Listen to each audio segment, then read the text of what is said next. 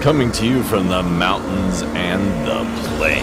The only conservative voices brave enough to push back. This is the Conservative Daily Podcast with Joe Otto. That's what the Second Amendment was designed to do. If you're going to do something to nullify or take away my rights under the Constitution, come get it. Max McGuire. When you look at politicians on the left, they need to convince people that they are victims. A resistance to the resistance. And now your hosts, Joe Otto and Max McGuire. And welcome back to another edition of the Conservative Daily Podcast. My name is Max McGuire. And this is Joe Otto. And today we are going to do a deep dive so deep it might take us into a second hour. Doing a deep dive on Dominion voting systems, on all the different stuff we're seeing with Scorecard, with Hammer, big tech as a whole. No. Let's not sugarcoat this. We're going to expose someone inside a Dominion voting system specifically related to Antifa and related to someone that is so far left and is controlling elections. And his fingerprints are in every state, Max. His fingerprints are in every state. So I want you guys to understand that what we're about to do, what we're about to show you, you have to share. I spent an enormous amount of time this weekend doing an enormous amount of research. It's going to be a little bit, I send stuff over to Max. We go back and forth. But Max, this is, I'll let you start, and then I'm just going to get into it and dive into the. Well, the biggest bombshell episode we've had yet, and our producer Josh is sick. So we have Evan behind the controls. So it might be a little bit slower, but give Evan a break. We're going to try. We have more cuts than probably we've ever had before, more images than ever before. So this is going to be a little bit of trial by fire for Evan today. So everyone give Evan some good words of encouragement in the comment section. It's going to be a lot today. Make sure you hit that share button. Make sure you like the video. Make sure you comment on YouTube. Make sure you give us a thumbs up. Hit the subscribe button. Hit the bell for notifications. So before we get into Joe's bombshell, actually uncovering a man who works at Dominion, the head of their security, and how closely connected he is with Antifa. We have to explain what Dominion is first. Mr. Producer, go ahead and put up image alpha, image A. Dominion is a company. Dominion, they have this democracy suite. That's what they call it. And basically, it's electronic voting. And those are all the states that they are in for electronic voting.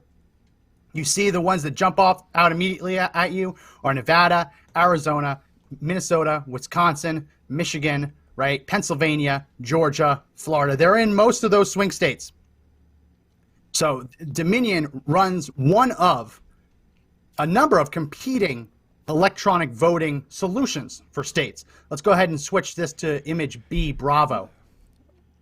Okay. This, just so we know, it's not just Dominion.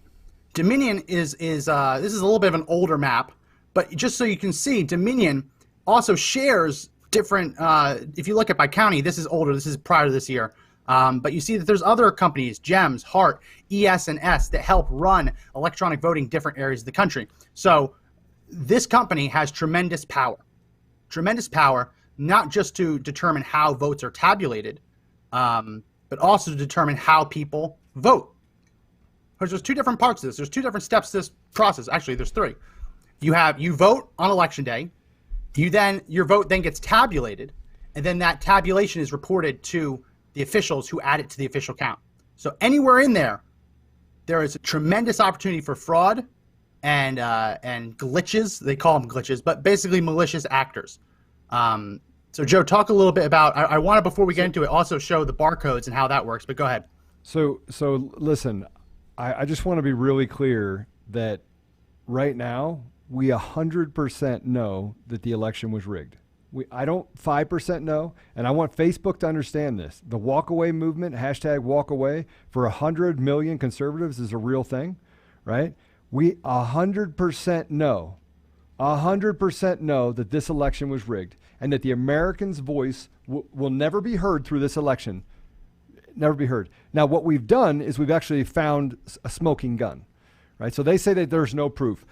I'm going to tell you right now, 100%, this information that I'm going to tell you is 100% validated. And it's serendipitous that I actually was doing other work to uncover things in Colorado. It's serendipitous that one of their offices is in Colorado. The things that I found out, people, I'm telling you right now, you're going to want to hit the share button. More importantly, you're going to want to make sure that every news source out there gets infiltrated with this information. So I've already sent the stuff out for Project Veritas. I've sent it out to DC Dranos. I've sent it to Joe Rogan. I've sent it to everyone. I have an attorney here in Colorado that has been advising me with other attorneys to tell me to be very careful to make sure that what I have is substance, like I can prove it. So everything we're going to go through today is all proof. It's all proof. It's all, this is 100. Now, how I got some of this information, I can't tell you that. I can't tell you how I got that information, but I'm going to tell you as you see this, it's going to build a picture that they cannot deny. There's no way they can deny it. There's no way that they can certify these elections in these states with the information that I am about to provide to you right now. So go ahead and share it. I'm not looking at comments today, guys. I'm going to be talking directly to you, and I'm going to be just sharing a bunch of different stuff that came in.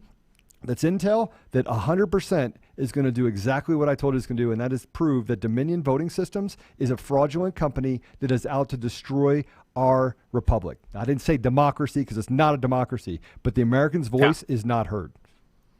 So let's real quick, before we get into that, we have to paint the picture for how easy it would be to change election results. There's lots of talk about hammer scorecard, the idea of deliberately shifting 3% of that vote one way or another.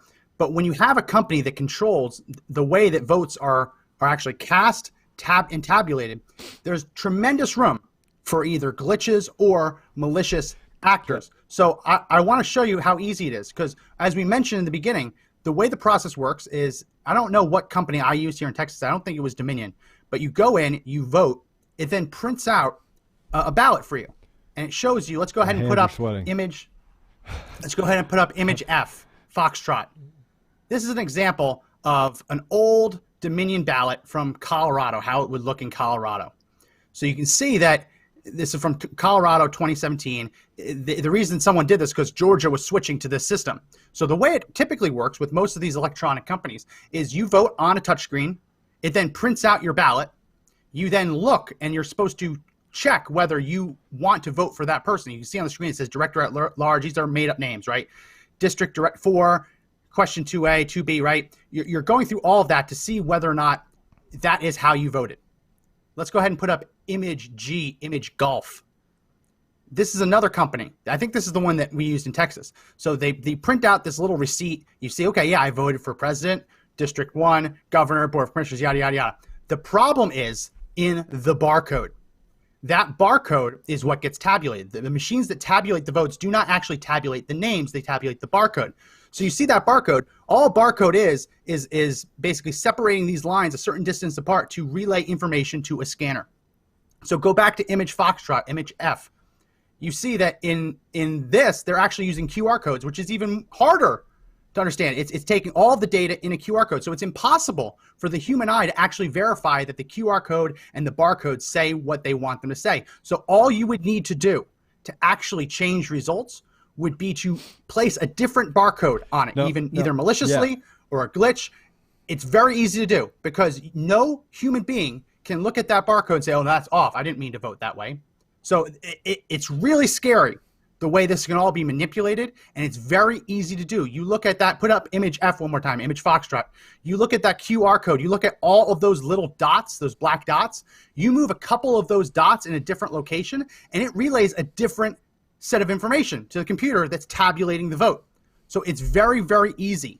It's very, very easy to manipulate this. The question is, the people in the position of power, the people who are supposed to be protecting the integrity of that system, do they have an interest? Do they have a political interest in making sure that these votes are not tallied the right way? And do they have the ability to do so, which is what we're going to get into next. So make sure you hit that share button. Make sure you give us a thumbs up on YouTube. Make sure you subscribe, hit the bell for notifications, like the video, and comment as well. We're going to dive into this right now.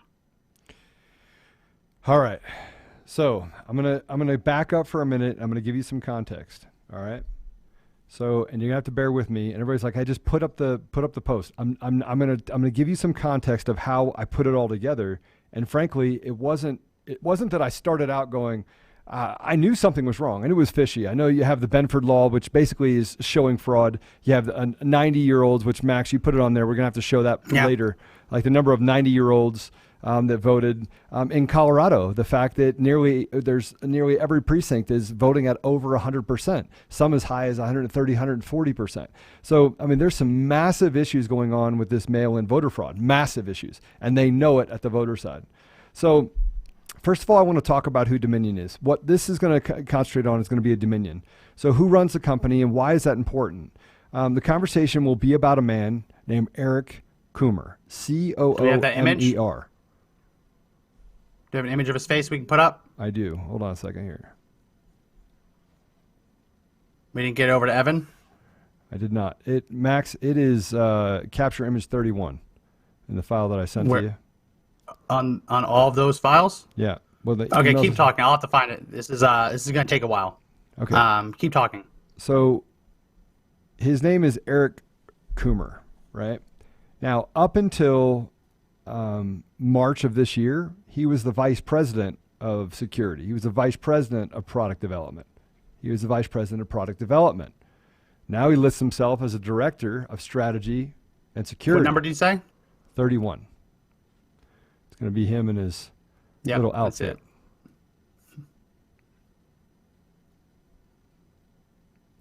All right, Mr. Producer, put up my screen. Let's just keep my screen up, and I'll just keep throwing things up there as we talk about it. So guys, so he is the director of strategy and security for Dominion Voting Systems. Now, he was the VP, but really what you need to know about it is Eric is an owner of Dominion Voting Systems. He has shares. He has shares, large amounts of shares, like very large amounts of shares. Now, I'm going to verify how many shares he has and what part he owns, but we also know that he owns collectively with other people in the organization. He owns patents on election equipment and IP. And we know that ownership is connected with Nancy Pelosi, right? We know that there are people in Nancy Pelosi's office connected to it. All right, listen, I got a whole thing I need to go through, so just let me get through this, okay? So I want to give you context on how I got to Eric Coomer, right? So I want to go back to about 3 weeks ago. I gave a speech at an FEC United meeting. And in that meeting, what you may or may not know is that I'm in the data business, right? And so I have an incredible, and part of being in the data business, I understand code. I understand what code can do. I understand how to manipulate that code. I also understand what the history is. Can you take that down, please? You don't want that up there? I'm just... No, not yet. Add a little context. No. All right. So, and through the data, I mean, I got involved in FEC United to help people in the community because they didn't have a voice. We have Democrat leadership across the country that basically is coming down on people. So I got incredibly focused on Antifa, right? And the threat of their infiltration of our journalism in the Democratic Party. So in the past, you've probably seen the video that Project Veritas put out there of Chris Jacks, right? He's the Our Revolution leader in Northern Colorado who called for the beheading of Americans in the street. He also... Do we have that video? No, Max, you want to find it for me? Okay. This is your party. All right. Look, I have over 200 things that I want to actually go over. We're not going to be able to get through all 200. So I'm going to post them inside of a place where we can actually get to them. People can see them. So I'll post that in there as well. Right? But if you can grab it, then great. But let me finish this part. Okay? So if you check out the video from Project Veritas, see they stated they hold a majority of seats in the Democrat Party across Colorado, that Our Revolution does. Now, in a subsequent video, as I started doing more research, I'm a research junkie, right? I observed a journalist who's been known for rhetoric as a rhetoric junkie and Antifa member down in Colorado Springs. She is also an Our Revolution leader on the Southern Colorado side, right? And she works for and uses systems at the Business Journal and Colorado Springs Independent to gather and dox people in the community. She passes off that information to other people. Now, what she doesn't know, right? And I'm going to tell you, going through all this process, her name is Heidi Beedle, Heidi Beedle, Beedle. I hope she's listening because I'm not done with you yet, right? So she used that to gather information, and then the use of this and the use of gathering intel and infiltrating calls and groups and collecting information on individuals, we uncovered 13 journalists across Colorado that were Antifa activists that were journalists. One of which being this Heidi Beadle. Now, her name's not that important other than the fact that she led me to other people, and that her loose lips and the fact that she talks about things allowed me to gather more information on other people. So in the middle of all this, as we start infiltrating these groups, I was able to get on a call, an Antifa call. Again, the idea Antifa, right? It's not a real thing. They basically say that it's not real. Well, I'm going to tell you, it is real. By the way, hit the share button. There's no reason why you shouldn't be sharing this, right? And so it was on the call discussing quote unquote fascists, and it was fascinating, honestly, to see how they thought and spoke. I mean, the amount of rhetoric that they did, it was downright scary, actually, because I couldn't identify with what they were talking about. As the call carried on, a person who called himself Eric was on the call. Now, I can't tell you if it's the same Eric, but I'm going to tell you how it led me to gather the rest of this information, right? So I'm going to go through some of my notes here, okay? So he adds, basically, I have a bunch to add. This is the Eric speaking. We have prepared for the new future where we put down these fascist Fs, right? I'm not going to use the word because I want everybody to be able to hear this. Someone interrupts, who's Eric? Someone else answers, Eric is the Dominion guy. Right? Now, the fact that Antifa knows that he's a Dominion guy and I'm on this call and everyone's like, oh, he's a Dominion guy. Okay. So go ahead, Eric, came from somebody else. So Eric responds. So actually, somebody actually interrupts first, says, what are we going to do if effing Trump wins? Right? As in somebody's frustrated and they're talking on this call. And he responds, and I'm paraphrasing this, right? Don't worry about the election. Trump is not going to win. I made effing sure of that. Ha, ha, ha, ha. And everyone's like, yeah. And then somebody else responds, effing right. Right? So Eric continues to fortify, Eric continues to fortify groups and recruiting, and he was eccentric and very boisterous. And compared to what I remember hearing in his other videos, I think it's a match, but I can't be sure. So I'm going to put that out there, but I can be sure of everything else I'm about to share with you, right? So I laughed at the time, but I did my research and I discovered Eric Coomer, who worked at Dominion Voting Systems. I did not find anything out of the ordinary. He's got his doctorate out of California. Right, very smart guy, has multiple degrees, and Dr. Eric Coomer. You can look him up too. But inside of discovering all this information, I found out that he's got secret email addresses, and he's got Twitter handles that he hides behind, and I found all sorts of crazy stuff. And again, I'm in the data business, so if you don't think I can find out things, I'm going to tell you, be very careful. There's always a fingerprint, right? And he should know that, but he's just. You got to know one data guy to see another data guy. So I'm walking through this process, and I did not actually put together that. So I just put them in a box, right? Gathered information on it, put it over there. I honestly didn't know that Dominion Voting Systems was as prevalent across the country as it is. I didn't put two and two together, right? I didn't actually even know that we started using it in Colorado, because I initially went to Colorado and I figured, who in their right mind, if a massive tech company would have a office just in Denver? And then I started looking at other things, which we'll be able to look at, which is reviews where people say that they're cheating America, right? And I was like, I put that aside yet. So fast forward to Friday, I get a text from a friend. He sends me over a story about Dominion Voting Systems being tied to the Clinton Foundation and to Dianne Feinstein, Dianne Feinstein's husband and a longtime campaign manager. The information started to pour in. Then I got another set of texts from another friend of mine. He sent me a Facebook post and just about Dominion Voting Systems. And when I read that, it said Eric Coomer popped up. So he recalled the name, and I went back into my notes. And I was astonished. I'm like, wait a minute, whoa, this is too weird, right? They're talking about this. They're talking about the fact that it's fraudulent. And by the way, you can manipulate an election in multiple ways, not just with barcodes, not with any of that stuff. You can manipulate it just by randomization. So using randomization models in order to change votes or to skip over votes. So that means you have 20 ballots. You could say yes, yes, null, yes, yes, null, null, null, yes, yes, yes. It'll still record that as 20 votes. But the real tally of the votes will either be switched to Biden, let's say, or they'll be removed as null. Okay? Very easy to do in code. And by the way, they've made the code proprietary, which means they're looking at the wrong place. They keep saying, hey, there's fraud. We know there's fraud. Like everyone knows there's fraud, massive amounts of fraud, but they're not looking in the right place.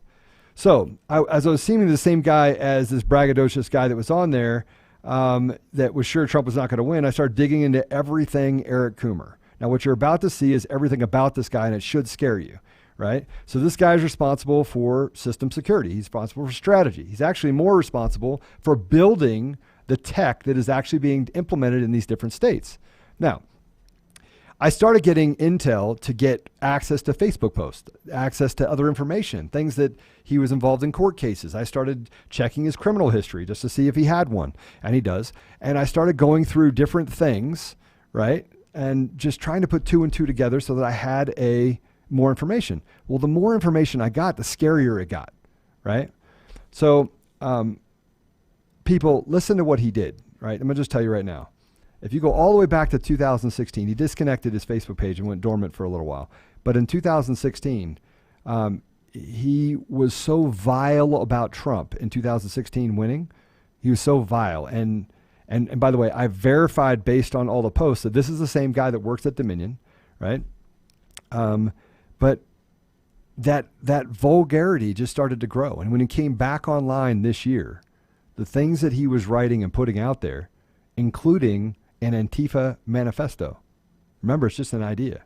But he actually posted that on his Facebook page. What was even scarier is the information that I was able to gather from the people that were actually commenting on his posts. So I'm going to show you some of this stuff. And I'm going to tell you, this is why when you put stuff out on the internet, own it. When you say something, you have to own it, right? So I'm going to dive into it now. I'm going to start sharing some of this stuff with you about this guy. And frankly, you're going to have to tell us what you think. But this is completely scary. Max, you got a chance to see this. What are your thoughts just on the information that you've been able to review? And I know that you've had baby duty and everything else. So it's obvious that he has clear bias. It's obvious that he is in a position to use that bias to negatively affect election outcomes, or at least election outcomes in places that use Dominion voting services, voting systems, whatever. The challenge is that smoking gun, that saying that he did use that bias and use that availability and actually do something about it. That is what we need to prove. And you heard that on the phone call. Yeah. He's probably, if this gets back to him, he'll probably say that he was just joking. He was joking on the phone call with Antifa people? I mean, keep in mind, he was on the phone with Antifa. Yeah. He's on the phone with Antifa. Like, I'm on a call. I've infiltrated Antifa. I've been able to uncover people that are Antifa people, right? And he's going to tell us that he was just joking. He was bragging about it and joking about it. That's what he'll say. Okay. Well, even if he says that, we have to audit the code, right? And even if he says that, some of the information they put on his Facebook page, no state in this entire country should use Dominion voting systems ever again once they hear this, once they go through this. And I promise you, this is going to get out to everyone. It's going to get out to every single network out there. They're going to say, oh my gosh, this is the guy that's responsible for Dominion voting system security. This is the guy that writes code. And it's even more than that. He has his fingerprints in every city. I'm going to show you a bunch of things. I'm going to send over some stuff to you now. So let's go to cut, if we can. Let's just get to the easiest one, I think, for people to understand. And that is capture.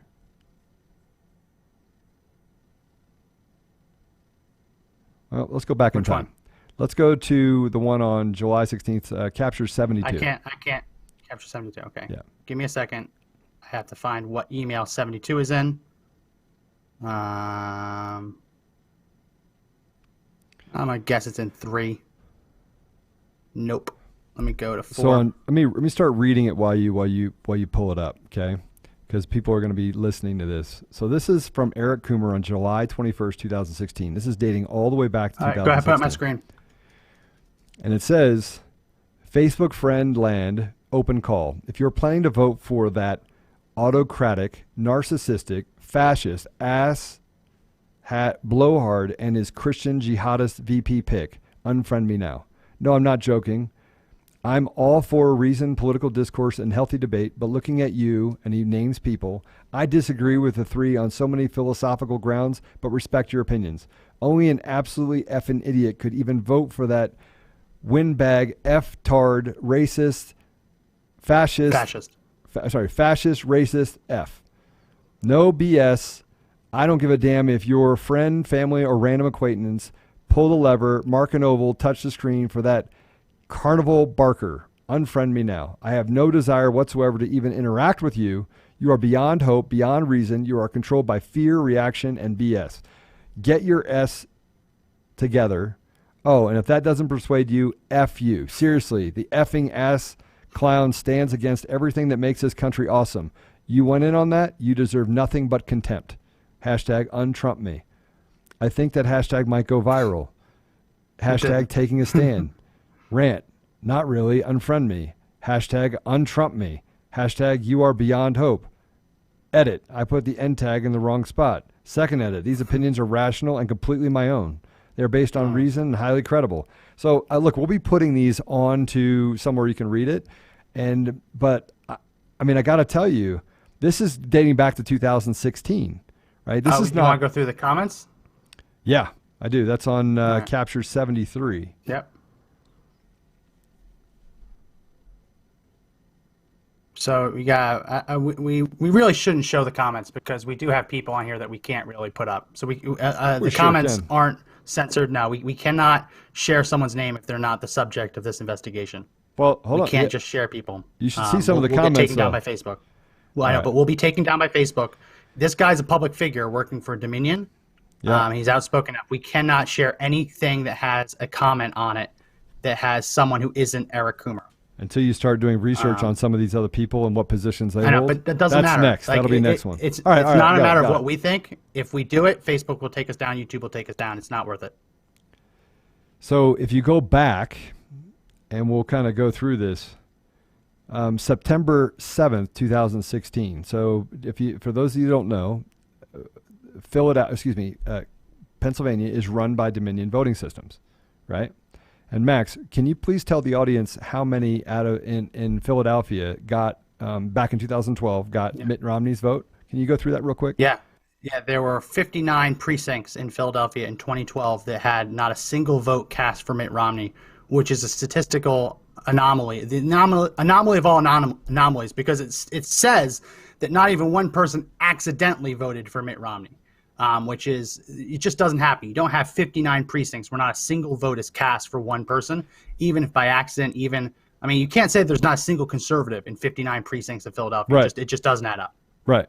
Keep that in mind. 59 precincts, not one person voted for Mitt Romney. And by the way, that anomaly was never actually, nobody looked into it. Right? Nobody even questioned it. Right. So let's go to,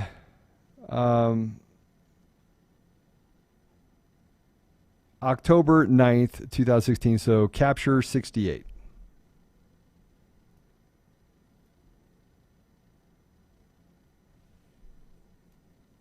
I can't. I have to edit it.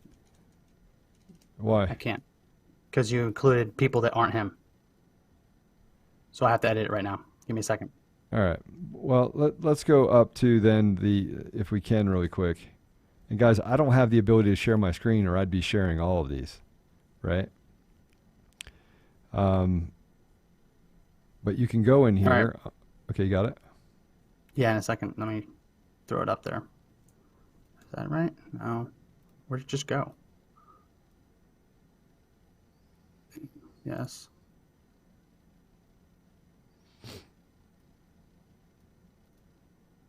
Okay. Put up my screen.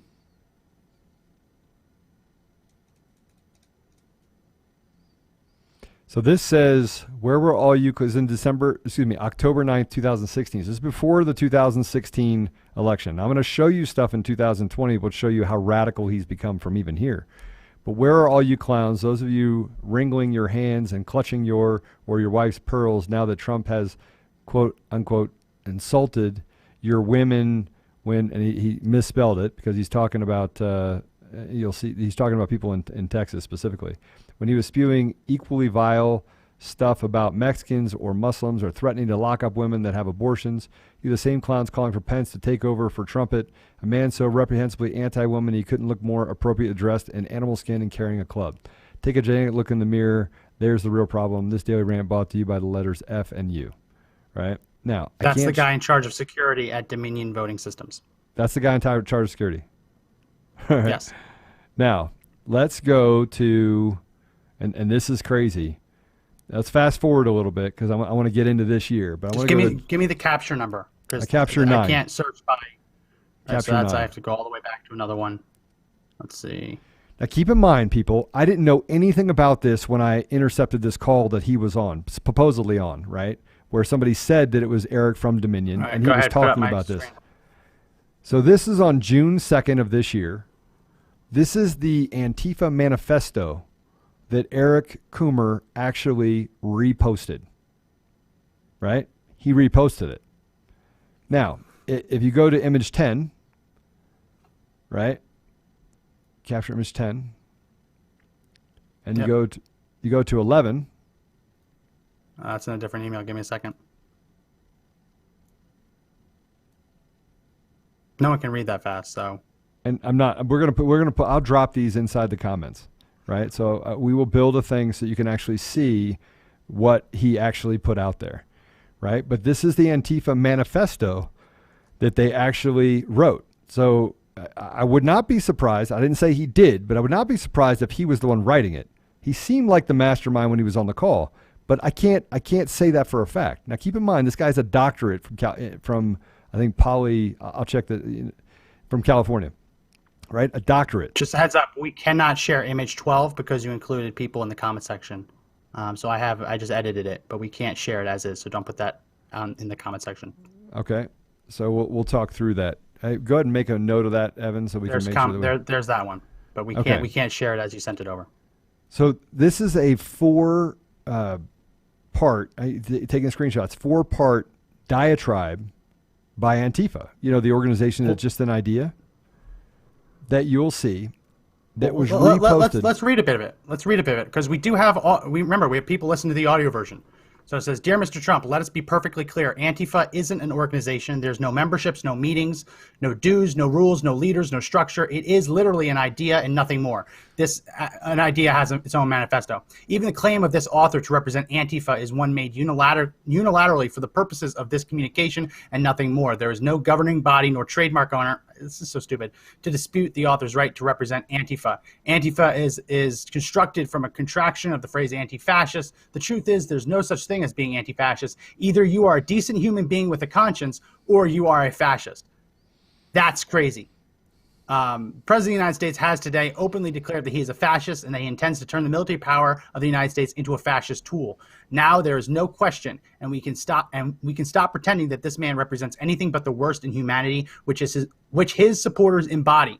And that is the only effect his words will have. It will likely be no problem for law enforcement officers to identify the author of this document, who also has maintained the Antifa page on Facebook since its founding in 2017. The author of this document is unconcerned with that inevitability because neither that author nor this document has been involved in a crime of any sort in any way. But since both the president and the media insist on acting as both Antifa is this big, scary organization, the author supposes it's time for Antifa to make a statement. So saying Antifa is an idea, but Antifa is also going to make a statement.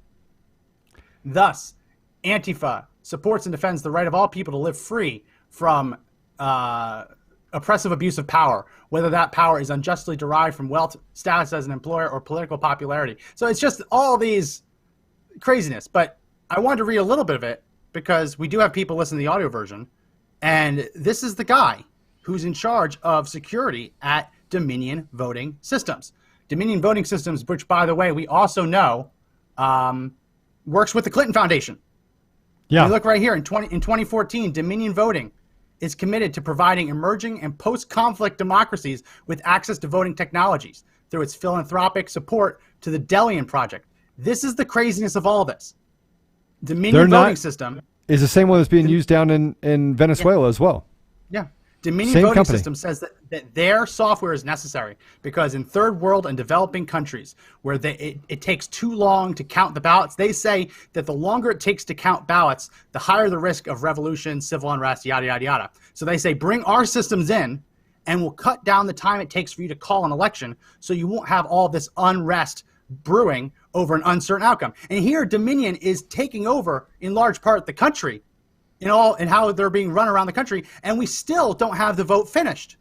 So they're kind of talking out of both sides of their mouth. They're saying that our systems will make sure that the votes are counted quickly, so you don't have to worry about unrest, civil unrest, uncertainty of who won. But at the same time, as they're being used, we're seeing the slowest count of ballots in at least my lifetime. I've never seen it go this long, where states still haven't finished. Look at Nevada. Nevada is counting like 20,000 ballots a day. That's it.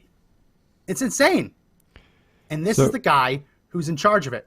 So I just shared with you the June 2nd post by Eric Coomer, which is a New York Times article about George Floyd.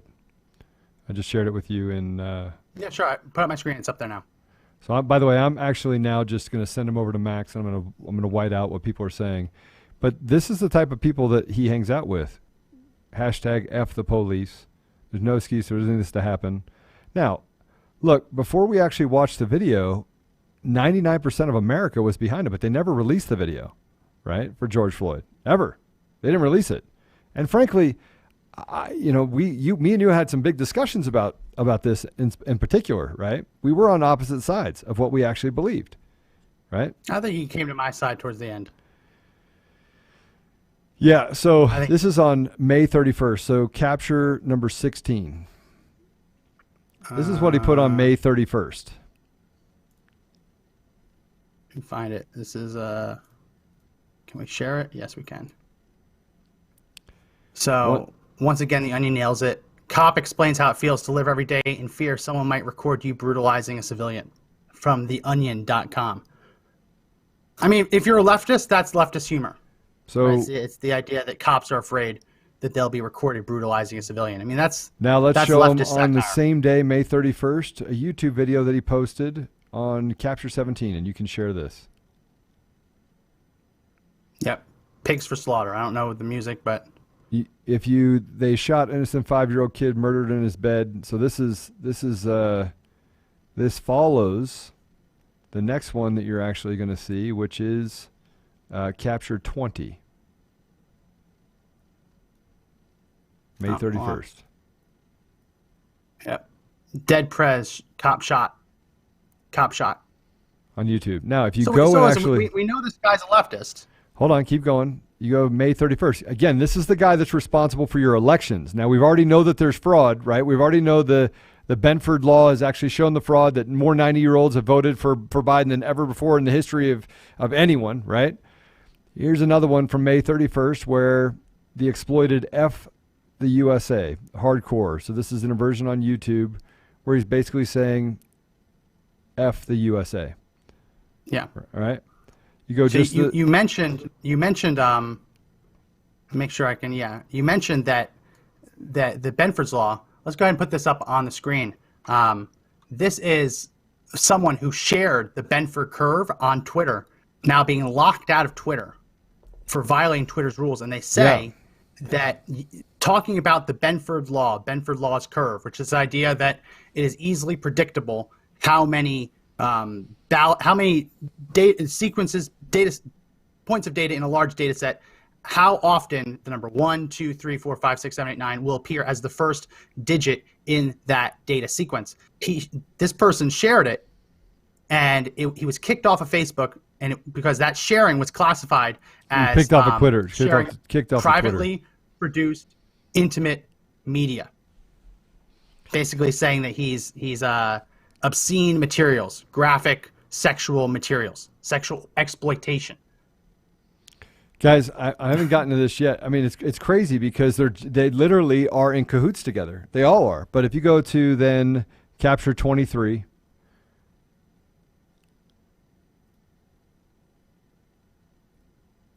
all right. This is ACAB, the foreskins. Again, this is, and then if you go to all cops are bastards. If you go to 24, that's what ACAB stands for.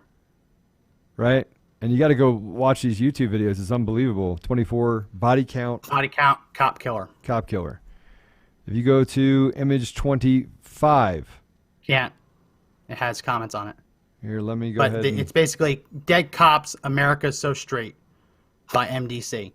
So sharing videos about dead cops. Well, hold on a second. Let me get rid of this guy's name. You don't, and I'm actually doing it right now to send it to you, but We don't need to go in depth into the guy's entire iTunes. We know that he's a leftist. We know that he hates the police. We know he listens to music glorifying the death of police. Yeah. And this is the guy in charge of data security for Dominion voting system. So the question we asked, you heard him on a phone call telling other people at Antifa, don't worry, I made it so that Trump won't win. Well, and so the question is, you would say, right? And I had to run this against other people, and I said, okay, Eric Coomer works at Dominion. Okay, I didn't know he was even an owner at first, and then I was like, oh, well, let me pull some other information to see if he's an owner, right? And then I pulled some information on people that were connected to him that had done business with him before, and that was even scarier. So that led me to get even more information, which I'm about to share with you. So I'm gonna send you a complaint, right? I'm sending it to you right now. Got it? Go ahead and pull that up. All right, that's on the screen now. So I'm going to show you. So this was a consortium of people that sued the state of Georgia. Now, keep in mind, state of Georgia is one of the problems that's had massive issues. I'm going to send some of the stuff over that we'll talk about that. But this court case was filed on September 1st. Okay. And as you go to it, Max, if you'll actually go to Exhibit 1. Guys, you're going to have to bear with me on this because this is an actual case. And let me just tell you what the case number is. So it's case 117 CV02988. I'm sorry. Case 989 Alpha Tango. Yeah, sorry about that. So 117 CV02989AT. Sorry, these glasses should do better. And so the description of this email, it's the presidential candidates were not on my ballot. When I complained to the polling agent, I was told I had voted some months previously, and the machine remembered that and gave me a ballot without certain candidates' names. Is that correct?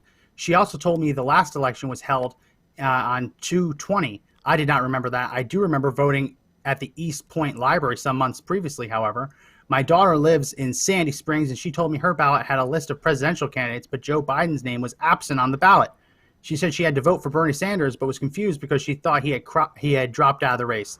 Please help and explain this irregularity. Thanks. Now, that is an email from a concerned voter who used Dominion's system and reported that candidates were missing on the ballot, and the excuse she was given was that the machine remembered that she had already voted for that candidate and didn't give her the option to do it again. Yeah. So she said that she never did. And guys, just so you know, we can go through, and as you start scrolling through, these are affidavits from people that complained about election issues. Now, keep in mind, they said that there's the integrity of the system is absolutely foolproof, right?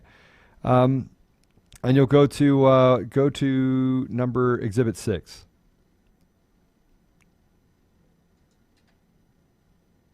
All right, we're here at Exhibit 6. This is an email from another person.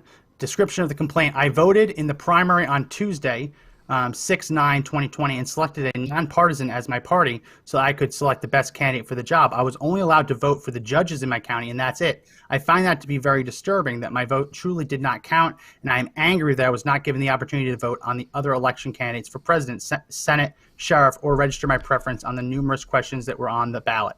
Just because I'm not a registered Republican or Democrat, I was stiffed from selecting people I felt were the most qualified to represent me and my country in the future. If I am a nonpartisan voter, I should be given all of the options because that is what makes me a nonpartisan voter. So the question I have is, I don't know Georgia law, but I know that in a lot of places you can't vote in a primary unless you're a declared No, not in in that Georgia. party. Not in Georgia lets Georgia. you do? Okay, Correct. so that's a mistake. They might have assigned those rules to her. That could be a mistake where they thought that if you're not a Republican, you can't vote in a Republican primary. It doesn't make sense that she wouldn't be able to vote for sheriff or all these other things. But yeah, no, there's tons of these in this document. Well, go to number 25. So this is where it gets really interesting. And by the way, I had to read all of these, and there's a ton of them. But go to 25. And Max, I'll let you read that. This is a long one. At 7:30 a.m., no voters had been allowed to begin the process, and poll workers had made no announcement as to the reason of the delay. She arrived at the precinct at 6:15, and she was fourth in line. An hour and 15 minutes after she arrived, they wouldn't let her in. The line in the parking lot was wrapped around the building at this point. After proactively questioning poll workers, learned machines were not working and they were rebooting computers, placed a call to Cobb County Board of Elections and Registration at 7:50 a.m. to notify them our machines were not working at the precinct. The office was unaware of the problem. Other voters asked for provisional ballots and were advised they were not available until the end of the day. That's just not true. Some voters started leaving because of the inability of poll workers to provide any time frames for voting and access to provisional ballots. A sheriff came to the precinct and shared the problem was statewide and due to programming, not poll worker error. He what very did it say? professionally Programming. due to programming, Right. not poll worker error. He very professionally shared updates with the voters waiting outside and walked all the lines to share reasons for the delay. Finally provided a provisional ballot at 9:15 a.m. after my passport ID was input manually, but the computer did not read the card. My ballot was successfully scanned after turning in the provisional ballot. In closing, I'm 66 years old and cannot believe a nation that successfully sent astronauts to the moon in the 60s continues to fail citizens in the most basic tenet of a democracy. Georgia has dozens of excellent universities with thought leaders, engineers, cyber specialists, mathematicians, and policy gurus. We have no excuse for ignoring their talent and continuing to make a mockery of the right to vote. Georgia is way overdue to step up and perform competently. As a senior, my health, physical access, and mobility should never be adverse factors in my ability to vote. It is projected that 1/5 of the population will be seniors in a few years, and we must not be excluded from our constitutional right to vote through sheer callousness and narrow thinking. So it's clear that there are problems, and the fact that they reported it as being programming, not user error. We saw so many of these cases on Election Day this year, where I think it was in Georgia, but it was also in North Carolina, in Pennsylvania. You had polling places not opening because they said the machines just weren't working. So it's really hard because I don't want to have a conspiratorial mindset, right? I want to believe that when results are posted, we can believe it. But when you see all of these discrepancies, all this evidence of people being disenfranchised, machines having errors, being said that it's programming mistakes, it just makes you question the entire thing. And again, we talked about in the beginning the idea of the barcodes, of how the tabulators work. It's just, this is too big of a deal to trust this to one of four companies. Like, there are four major companies that run electronic voting around the country. It's too much to trust the future of this country to four of them, especially when we see that they are not only connected to Democrats on their boards and as lobbyists, but they also work with the Clinton Foundation. That gets really, really frightening. So listen, this guy, Eric Coomer, is, he just is everywhere, right? So go pull up. I just sent you another link. Yep, I got that one up. Go ahead, put up my screen. This is Eric Coomer's declaration under oath. Yeah. And where is this? This is in Georgia, right? In Georgia, same case. So they actually they didn't depose him, but they had him submit a statement under oath, it looks like. But listen, this case dates all the way back to 11/13 of 2019, right? Yeah. So if you look at this, though, Eric Coomer is the one making the declaration. My name is Dr. Eric D. Coomer. I'm over the age of 21 years old, and I have no legal disability which would prevent me from giving this declaration. If called to testify, I would testify under oath to these facts. I am the Director of Product Strategy and Security for Dominion Voting Systems, Dominion.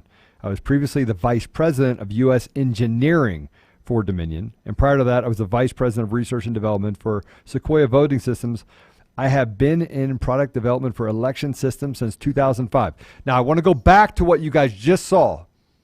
Since 2005, he's been involved in elections. The guy is as far left as you can possibly get, right? He's writing things on his Facebook page that say F the police. He's publishing the Antifa manifesto that came out in June. This guy literally is the guy that is actually handling security for an election company. And he hates Trump.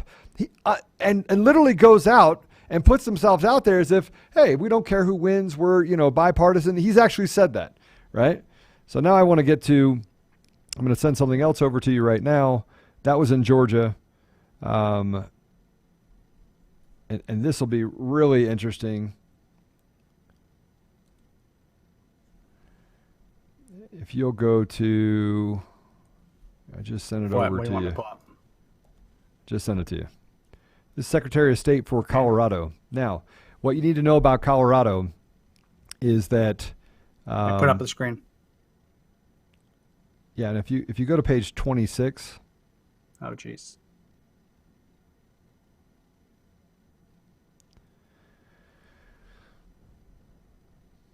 Director of Product Strategy, Eric Coomer.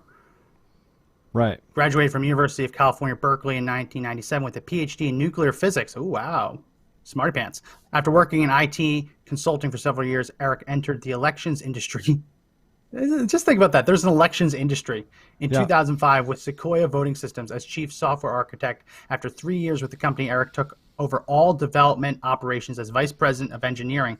When Sequoia was acquired by Dominion Voting Systems in 2010, Eric joined the Dominion Voting Systems team as vice president of U.S. engineering, overseeing development at the Denver, Colorado office. Recently, Eric has taken over as the director of product strategy, driving the creation of next generation products through close collaboration with customers.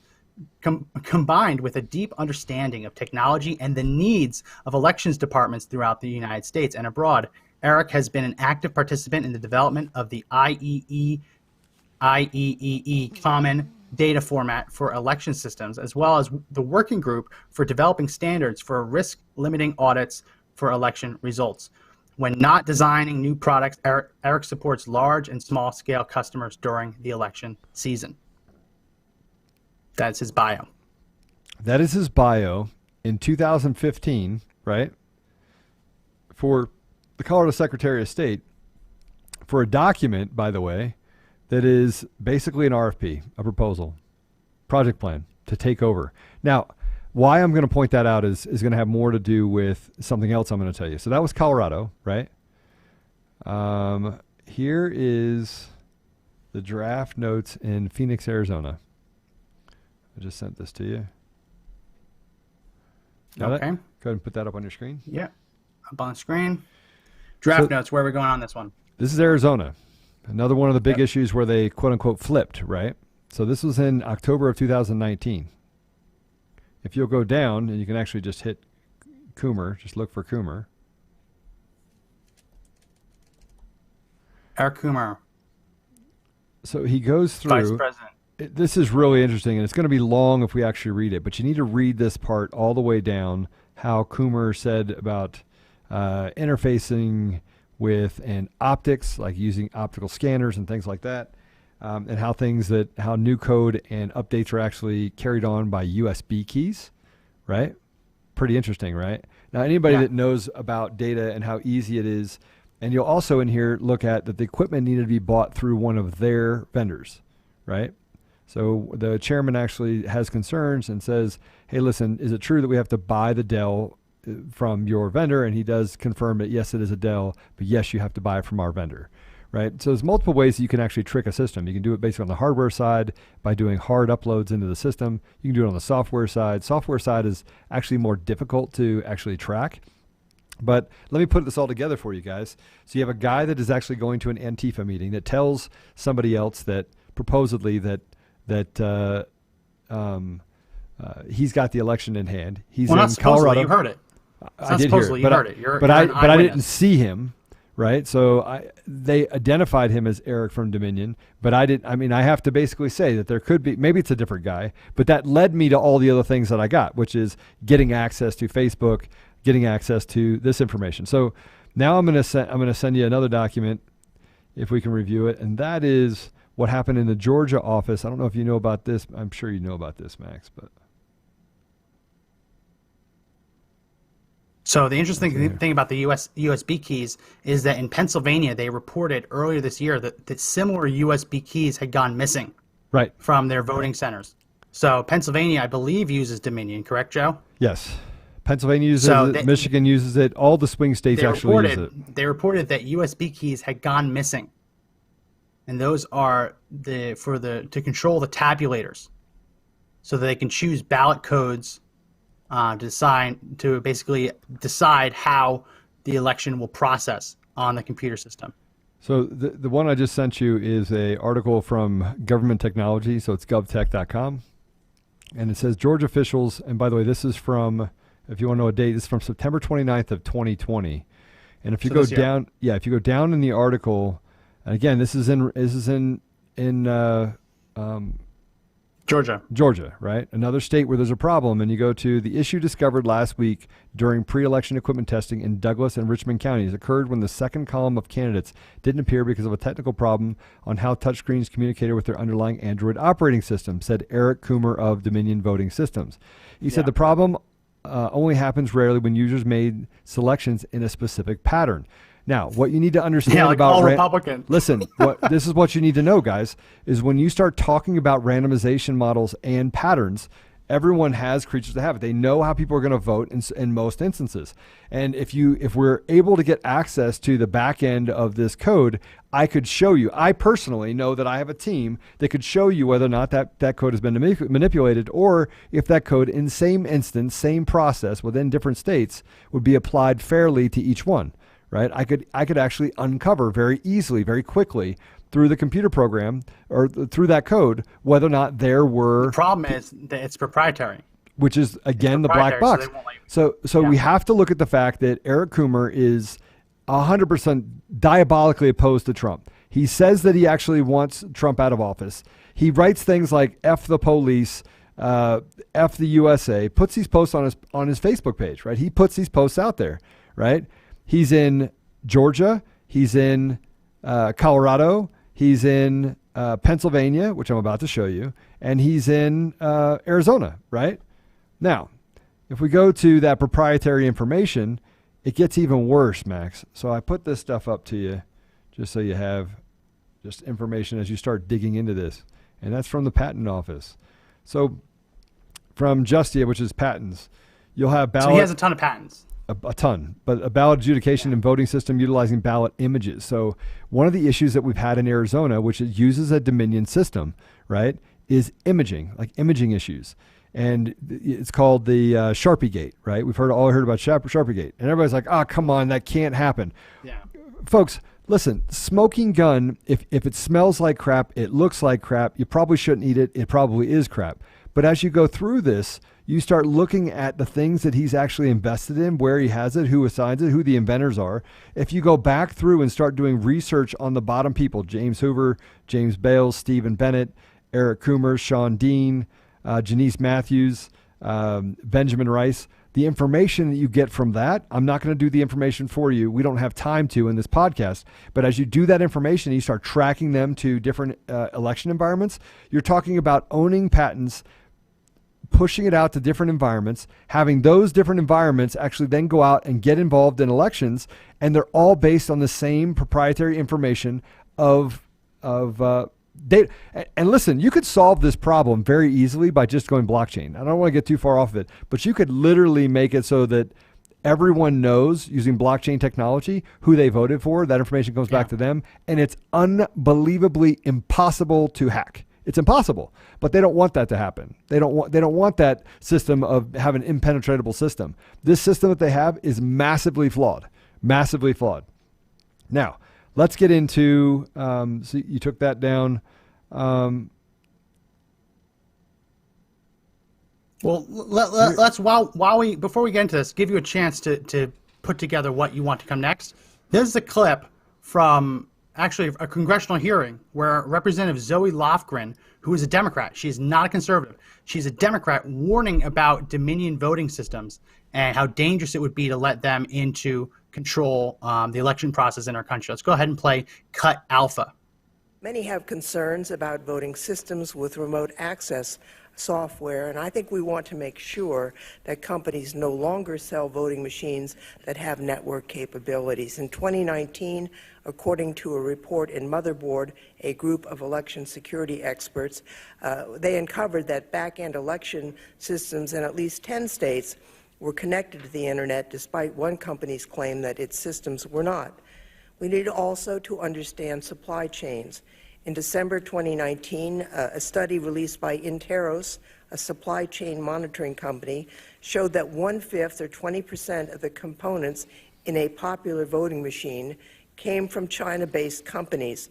Furthermore, close to 2/3, or actually 59%, of suppliers within that machine's supply chain had locations in either China or Russia. I've also heard concerns about the ownership and control of voting machine vendors. Public reporting indicates that all three of the major voting system vendors represented here today are privately held or are partially controlled by private equity firms. I believe it's in the public interest for Congress to better understand who could financially benefit from the administration of our elections. Securing our elections should not be a partisan issue. Election security is about upholding a democracy of, by, and for the people, the American people, be they Republican, Democratic, third party, or no party at all. So it's interesting that that's what Democrats were saying just a couple of months ago, a couple of years ago. And I want to put this up, Mr. Producer, put up image D, image Delta. This was actually from an investigation into Dominion's democracy system. And one of the biggest problems that they came up with as they were doing a deep dive into it was not just that the code might have been manipulated, but that the systems actually had the ability to connect to the internet. But the vendor claimed that it's protected by hardening of data and IP address features. There's no such thing. That's not true. That's not what he just said is absolutely false. That by itself is false. It's false. So hardening of data and IP address features. You cannot do that. You cannot connect something to the internet and have it be completely foolproof. If it's connected to the internet, it can be hacked. Or if someone on the inside wanted to, it wouldn't be hacking. It'd just be a software update. Mr. Producer, go ahead, put up my screen. This is coming out of Michigan. In Lansing, Antrim vote glitch. Remember we hear about these glitches in Michigan? Expert shares how county mistakenly flipped from red to blue. We looked at it, and there was a county, Antrim County, where a Democrat had won, and it didn't make any sense. It made sense to no one. Democrat had won it, and it should have been Republican, because everyone who voted said, hey, we're a pretty solid Republican area. How could it just flip to Democrat? And what happened was a failure to properly update software was the reason for a computer glitch, a glitch that caused massive errors in unofficial election results reported from Antrim County. So you see that it was the attempt to upgrade it, to basically upgrade the software that sent it all into basically glitchiness, they claim glitches, and resulted in a complete flip from red to blue. Now, enough people said, hey, this doesn't look right, this doesn't sound right, we should go back and audit this, and they determined that the system was to blame. The system was what flipped it from red to blue, and it should have stayed red. So after they called the election, they had to call up the Republicans and say, hey, actually, you didn't lose by over 1,000. You actually won by a few hundred. Congratulations. So if it happened in a small county, the only reason that they went back and looked at it was because enough people said, this doesn't sound right. Let's just make sure. It doesn't make sense that a solidly Republican area would just all of a sudden flip blue. It just doesn't make sense. So if you're seeing that in that small area of Michigan, and you know that other areas of Michigan are using the same voting system, as we just covered, connected to the internet, could it also have a weird software update glitch? Who knows? You need a full manual recount, and not just of the barcodes, as we talked about earlier. Mr. Producer, for everyone who's just joining, put up image F, Foxtrot. This is a picture of a Dominion ballot. You see that little QR code. You can't just scan the QR codes, because if someone has manipulated it in that way to, no matter what, present a different barcode, you can't just do that. You have to actually read, because the only thing a voter could verify was what they can read with their eyes in English, which is what candidates they voted for. You can't just go back and scan the ballots, because that's a potential vulnerability because in order to get beyond the basic check of you voted, you looked at the paper, that looks right, let's tabulate it. The only way to get past that is to hide the data in the QR code or the barcode, because it wouldn't pass the smell test. Eventually you get people looking at their ballots and say, wait a minute, I didn't vote for Joe Biden, right? I voted for Donald Trump. The only way to get it out there is either work in the tabulating machine code or to mess with the way the ballot looks in the QR code or in the barcode. So you need a full manual recount, not just with scanning the barcodes, but actually reading what the names are on there and counting it that way, because it's just too ripe for fraud. It's too open for abuse. And our republic is too important to leave it up to a company that has already admitted that it's vulnerable. It's not admitting it's vulnerable. It's actually creating the vulnerability so that it can actually be manipulated. And that's what's happened here, Max. That's what's happened here. You have a guy that literally is a fanatic. He's on calls. He's taking times in the middle of an election season to get on a call 3 weeks before an election. 3 weeks before the election. He's getting on the phone and he's saying very clearly that I have it handled. And he runs product strategy and security Yeah. We're not talking about someone that is at a low level, that has an opportunity to just, he's in everywhere you look. If you go into court cases in Pennsylvania, if you go to court cases in Michigan, if you go to the person that's actually out there selling it, he's selling into these places, right? He's the one servicing these places. He's going to conferences to meet with county clerks, right?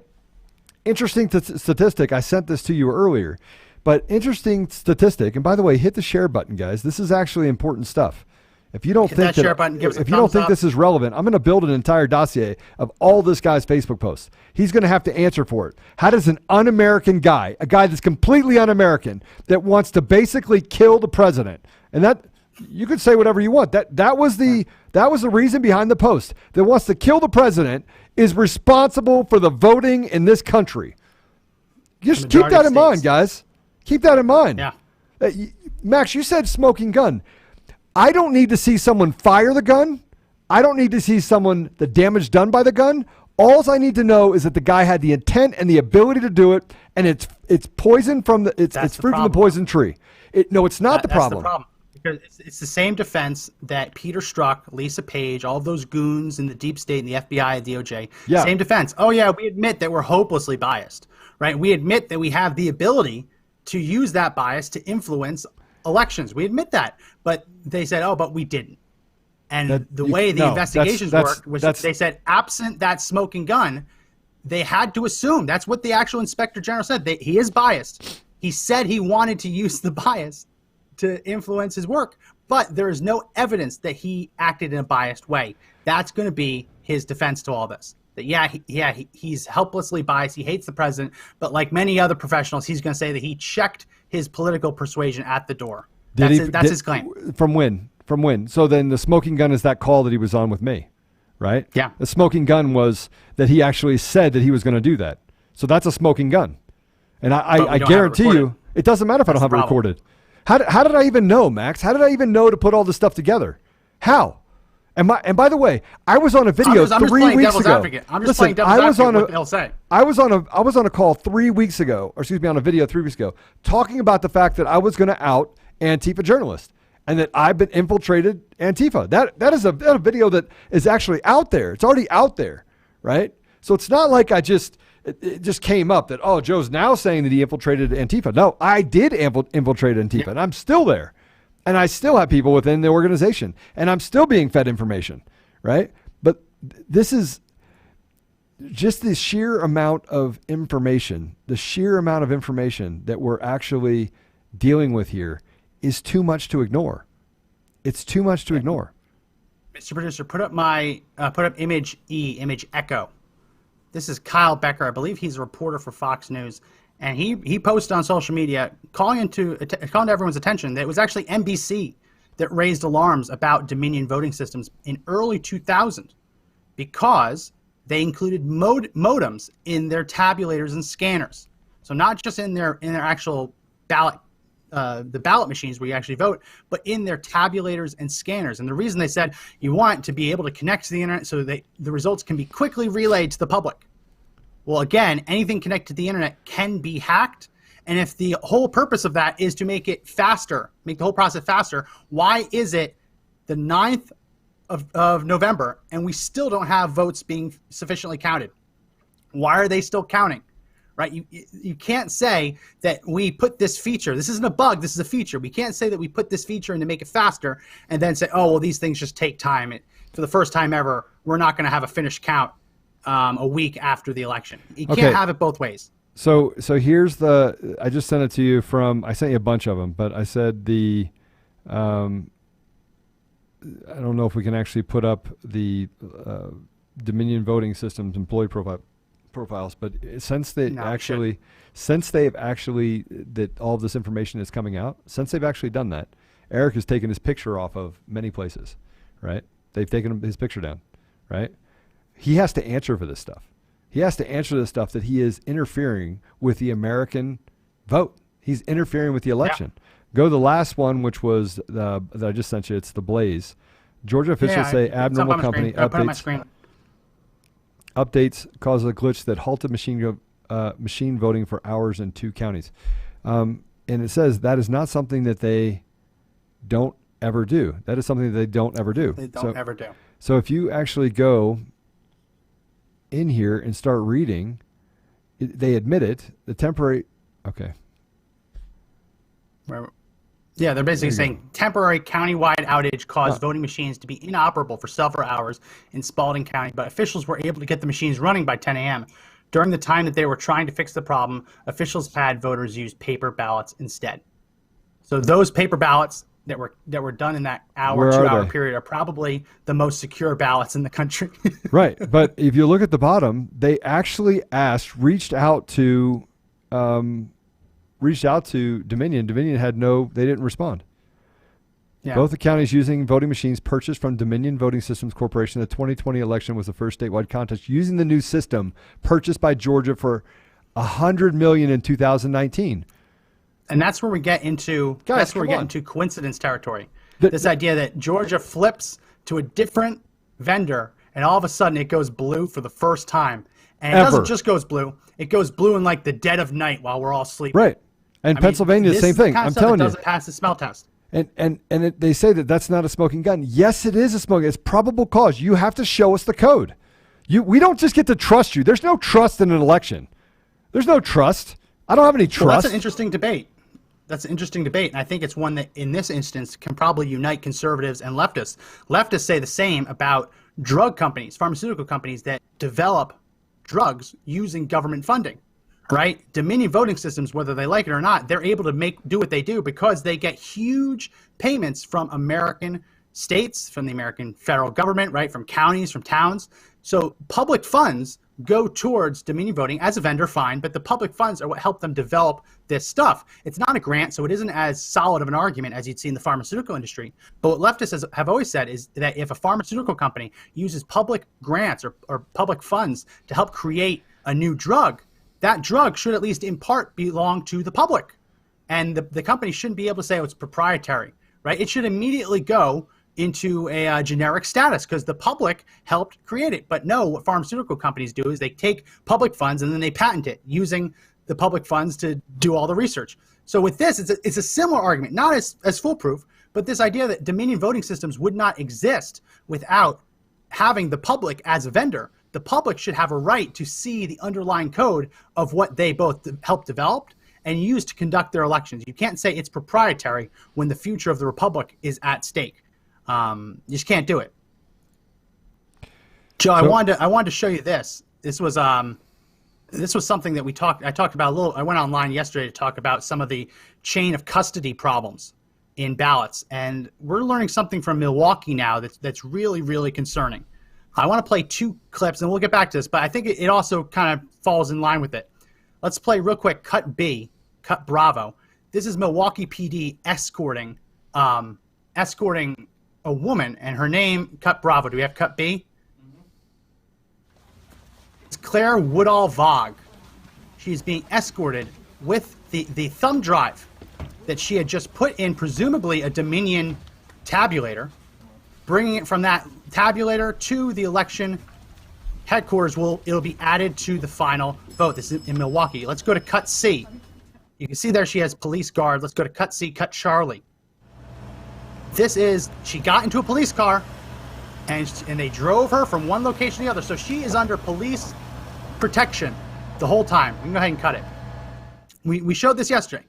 Joe, would you believe me if I told you that during that time when she's going from A to B, after she had put the thumb drive in the tabulator, collected the tally, under police guard protection from A to B, somewhere in there she lost the thumb drive?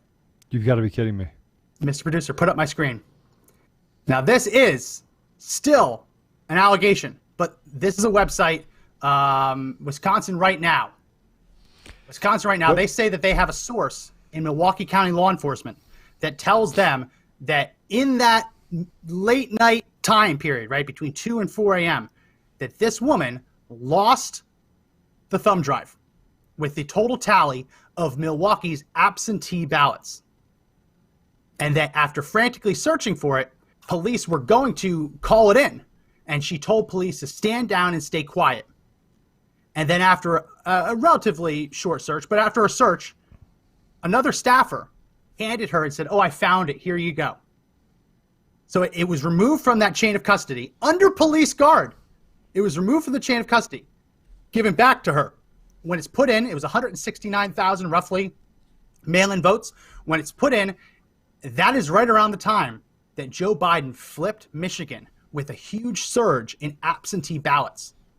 Yeah. And presumably from Milwaukee, right? Listen, so there's somebody that says none of this is a smoking gun. Paul, literally zero. Hearsay, a probable guy on the phone calls not enough. They're guilty probably. This just is not enough. You're wrong. You're absolutely wrong. See, I've been meeting with attorneys. I've been going through this, but here's what I'm going to say on this deal, right? I'm going to say this very clearly. There's more to be had. I'm going to put it on a drive so you can actually see it. I do have to mark out people's names. Max is probably right, although the lawyers didn't tell me to do that.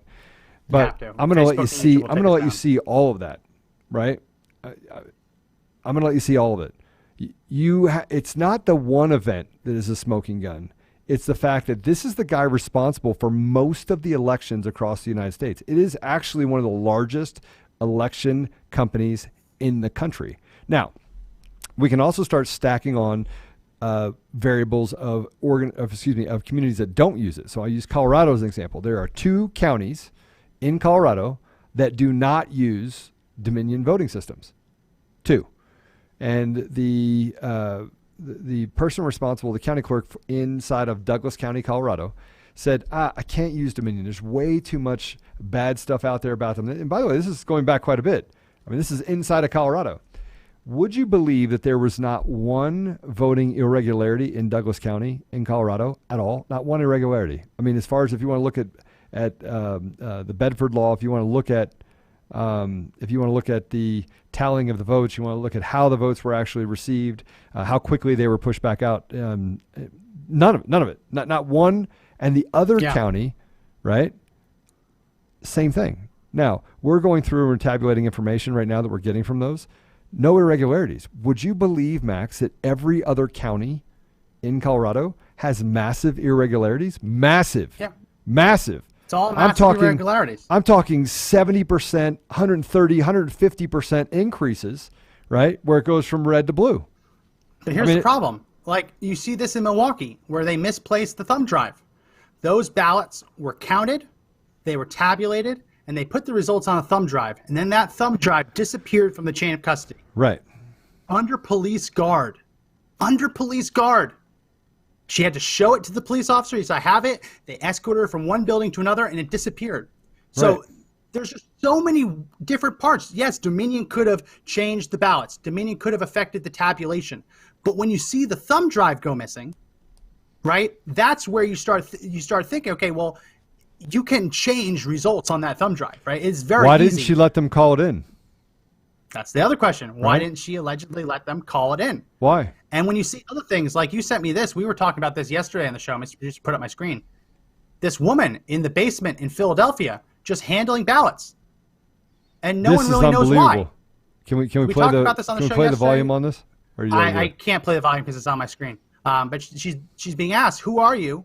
What are you doing with ballots in the basement of the counting facility? And she says, I'm just a volunteer. I don't know. Who is your supervisor? I don't know who my supervisor is. Those ballots were taken out of the chain of custody. So there's so much room for fraud. And we keep going at little bits here and there. It could be this, it could be this, it could be this. That is a smoking gun. Look, it's everything.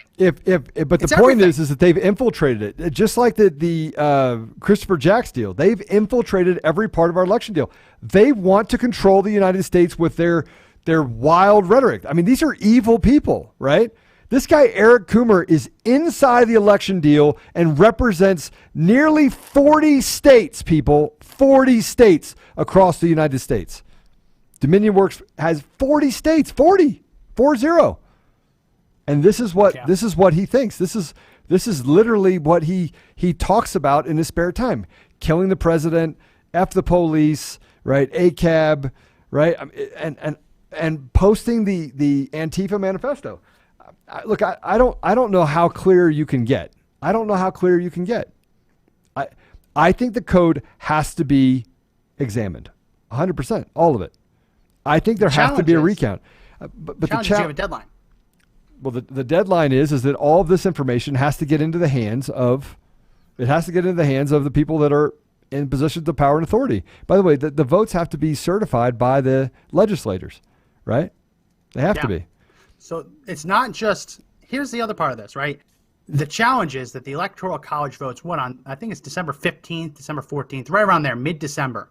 So that's the hard deadline, right? Different states have laws on the books on when their election must be certified. I don't think that we'll ever be able to look at the code because that'll take a lawsuit. And when even if you get a district judge, a federal district judge to side with you, they're going to appeal it. The district judge will stay his motion until the appeals court gets it. Then it goes to the appeals court. You get a panel of 3 judges. Maybe they side with you, but he says, no, I'm appealing en banc. And it's okay, we're going to put a stay on our own ruling. You go en banc, the full appeals court. Maybe they rule for you and says, no, I'm appealing to the Supreme Court. It goes all the way to the Supreme Court. The question is, can you get there in a month? I think you and have after to. You get there, you're talking after about. You get there in a month. Can you then parse through the code in time? I can. I certainly can. Well, I could run an algorithm against it and then run the code, and I could actually give me 5,000 ballots, and I could run basically what is the equivalent of an ARIMA analysis, break it up into 10,000 pieces and make sure it does the same thing every time. I could find glitches in the code, and if you gave me access to those computers, I could tell you what the history is, what the update history is, things like that. The problem is that a lot of these states have laws on the books that they must certify the election by X date. So if you haven't even gotten a ruling saying you can look at the code by then, the way we win this, I don't think is getting into the code. That there's so many proprietary fights over that, over the actual property of a tech company. That is a much bigger argument. I am a tech company. Just the election. I know, but you wouldn't let someone into your code. Right? You'd fight tooth and nail to stop someone from getting into your code, because if they got into your code and they shared it, it would make the company worthless, right? Because other people would have it. Right. So they're going to fight tooth and nail. So the object is not to change the votes. If we can change the votes, great. We have to make sure we change the votes. And people keep saying we have to find enough voter irregularities or fraud to change the outcome. How many more do you need? Don't. But you don't have to do that. All you have to do is sow enough doubt in the minds of state legislatures and Congress itself that the results that they see on that paper before them cannot be trusted, right? The state legislature has the ultimate right, per the Constitution, to certify slates of electors to the Electoral College. If we cannot get the votes kicked out, if we cannot, audit the code and find the irregularities in time, because we are up against time crunch, we have to make sure that we present a big enough argument that there's too much smoke for it not to be burning down, right? You can't have this much smoke and not have fire. And that, I think, is the best fight. We can fight in courts over whether someone is illegally allowed to vote, whether they're dead, whether they lived in the state or not. Those are easy fights, right? Those are easy things to decide. Going through the court system to get access to proprietary programming code, that is a much bigger fight. And even if you win, they can stretch it out so long that by the time you have access to it, most of these states will have already had to certify the election. So that's the biggest challenge here. And yeah, it's obvious that the guy who is running security at Dominion Voting Systems, it's obvious that he is as left as it comes. He's as Antifa as it comes. He is advocating for the killing of America. He's advocating for the killing of the president. I mean, this is what he's advocating for. Like I'm putting up some more stuff. I think that we have some time, so let's put this stuff up too. I just sent you another. Oh, wrong one. My fault. Here, don't share that one. Hey, we already put that one up. I know. Just keep going. Oh, that's fine. This is in your area. This is in 2017. Texas, the land of racists, idiots, and misogynists. In 2 hours, I've heard what's wrong with having a relationship with another powerful country, Russia. I love Trump. Goddamn, women just don't know what? Hard to listening. You know, darling, you're pretty. Wish I didn't have to tip you. Them robots is coming. So that's an anti-Texas, anti-conservative rant from Eric Coomer, the head of security, product development, whatever, at Dominion Voting Systems. That's in 2017. Apparently he was in Texas overhearing people at a bar, it sounds like. He's as anti-Trump as they come. He's as anti-conservative as they come. And it's terrifying that that he's probably not the only one. And that's No. where you get into this, right? He's probably not the only one to have access to do this stuff. And as I said, there's 3 other major companies that handle electronic voting in the country. Do you really think everyone who works there is on the up and up too? No, of course not. Of course, there's people there who have similar opinions to him. And are they willing to act on that? That's why electronic voting it's super convenient. It's great, but there's so many holes in it and so many pathways for fraud, for malicious actions, for even bona fide glitches, right? If you give me a paper ballot and a pencil and I fill in the circles, there is zero likelihood of a glitch. I guess I could like have a spasm and do the wrong oval, fine. But the idea of someone hacking into my paper ballot, it's nilch, right? Zilch, zero. No one can do it. But as you start introducing all of these different voting machines, tabulators, the scanners, and you say they all happen to have modems, and oh yeah, we're going to upgrade the software on election day. And then you start seeing that they start going down in pro-Trump areas. And then you see that, in the middle of the night, we found more ballots on a thumb drive that went missing, but we found it, don't worry. Even though it left the chain of custody, I promise that no one altered anything on it. It's truth. Oh, and by the way, on that magical thumb drive that went missing, but we found it, there's like 100,000 extra Biden votes. I have the 169,000 votes on it. He got almost all of them. Oops, sorry. But no reason to look into it. I mean, there's too much smoke for there not to be fire. And I guess that's my point. But here's the guy. Look, before he can't sit here and stand up now and say, "Oh, I'm a bipartisan guy." He can't say that.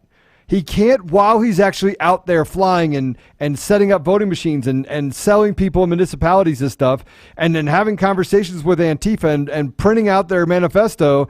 He can't say that he's not biased. He can't say that he isn't doing the things that we're seeing him do. We can't. He can't say it. You can't. Guys, listen, it's impossible. It's impossible to say that. It's impossible. Impossible. Yeah. I'm trying to bring you another one here if I can get it to you. As you're getting that together. I have 80, literally 80 different. Well, a lot of it is just all same story, different text. It's he's anti-Trump, right? He's anti-cop, he's anti-conservative, he's pro-Antifa. Right, this guy, the ones we've shown already aren't the only text message, aren't the only Facebook posts that he had, right? Here's another one.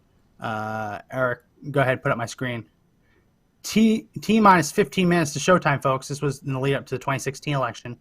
26 revolts, hashtag wide margins, hashtag no recounts. No recounts, people. No recounts. That is concerning. Why would you, in charge of a Dominion voting system, would you say no recounts?